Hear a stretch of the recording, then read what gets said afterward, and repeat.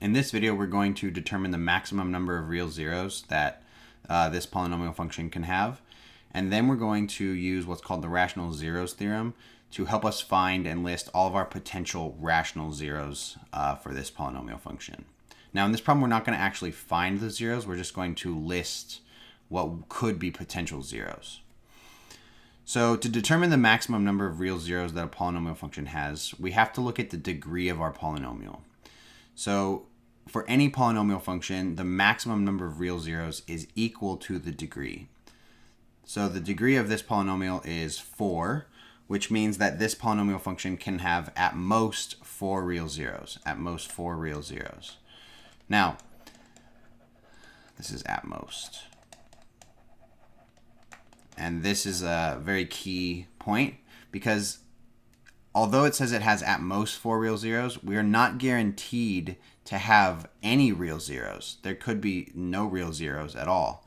But this is saying that if we do have any, we will have at most 4, which is just the degree of our polynomial. So now let's actually try and list all of our rational zeros. So let's list our rational zeros.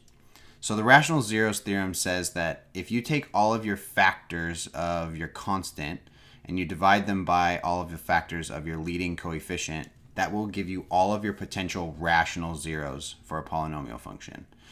Now remember, rational numbers are positive and negative integers, and then anything that can be expressed as a quotient of two integers, so any fractional values. And that's what rational numbers are. So these zeros do not include all of our potential irrational zeros. So when we're doing the Rational Zeros Theorem, we have to look at, again, the constant value and the leading coefficient. So we call the constant value P, and we call the leading coefficient Q. And we're going to look at all of our factors of P and Q and then take their quotient. So factors of P. Now, when we list our factors, we list the positive and negative factors because we don't know whether the factor is going to be a positive value or a negative value. So we have factors of 6 are plus or minus 1. 1's a factor of everything. 2 goes into 6, so plus or minus 2.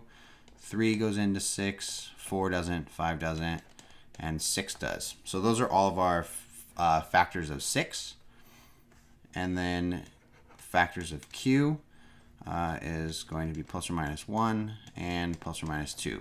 So those are all of our factors of P and Q. And now we take the quotient. Now when we're doing the quotient, it's always going to be your factors of your constant divided by your factors of your leading coefficient. So it's P divided by Q.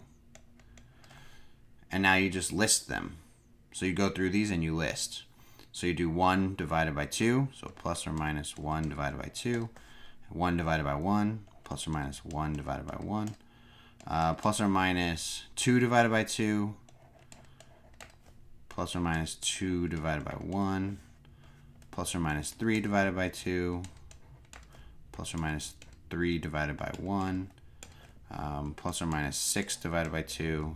And plus or minus 6 divided by 1. So now what you probably should do is go through and reduce any of these fractions and eliminate anything that is a duplicate. So we know that 2 over 2 is just the same as 1, so when that reduces, we'll get the same thing there. We know that 6 over 2, when that reduces, it's the same thing as 3. So if we're listing all of our potential rational zeros, P divided by Q, we get, and then I usually like to put them in order from least to greatest.